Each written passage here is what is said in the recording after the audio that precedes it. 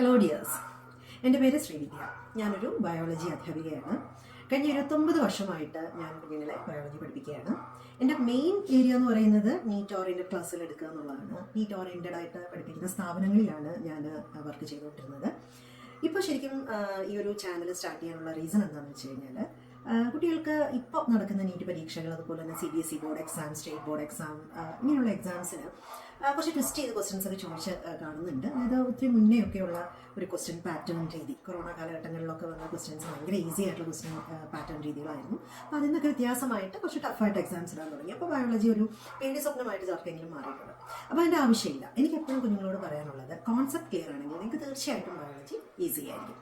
അപ്പോൾ അതിന് വേണ്ടിയിട്ട് നിങ്ങളെ സ്റ്റെപ്പ് ബൈ സ്റ്റെപ്പായിട്ട് നിങ്ങൾക്ക് സപ്പോർട്ട് തരാനായിട്ടാണ് മിസ് ഈ ഒരു ചാനൽ തുടങ്ങിയിരിക്കുന്നത്. അപ്പോൾ ഈ ഒരു ചാനലിൽ നിങ്ങൾക്ക് നീറ്റ് ഓറിയൻറ്റഡ് ആയിട്ടുള്ള ക്ലാസ്സുകൾ, അതുപോലെ തന്നെ CBSE board exam, state board exam, ഇതിൻ്റെ എല്ലാം തന്നെ നിങ്ങൾക്ക് സപ്പോർട്ട് കിട്ടുന്നതാണ്.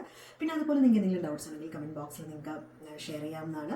അത് തീർച്ചയായിട്ടും അത് പരിഹരിക്കുന്നതാണ്. അതിനുള്ള വീഡിയോസൊക്കെ എടുത്ത് തരുന്നതാണ്. അപ്പോൾ വീണ്ടും പറയുകയാണ്, NCERT ടെക്സ്റ്റ് ബുക്ക് നല്ലതുപോലെ തറവാക്കിയിട്ട് ക്ലാസ്സുകൾ കാണുക. തീർച്ചയായിട്ടും നിങ്ങൾക്ക് ഒരു ഹയർ ലെവലിലുള്ള ക്വസ്റ്റ്യൻസ്, അല്ലെങ്കിൽ ആപ്ലിക്കേഷൻ ലെവലിലുള്ള ക്വസ്റ്റ്യൻസ് പോലും നന്നായിട്ട് ഈസി ആയിട്ട് നിങ്ങൾക്ക് ചെയ്യത്തക്ക രീതിയിൽ ക്വസ്റ്റ്യൻ നിങ്ങളെ ഹെൽപ്പ് ചെയ്യുന്നതായിരിക്കും. സോ ഇനി അങ്ങോട്ട് പ്രീവിയസ് ക്വസ്റ്റ്യൻ ഡിസ്കഷൻസും, അതുപോലെ തന്നെ എല്ലാ ബോർഡ് എക്സാം ക്വസ്റ്റ്യൻ പാറ്റേണിലുള്ള വീഡിയോസും നിങ്ങൾക്ക് തീർച്ചയായിട്ടും കാണാവുന്നതാണ്. So stay tuned.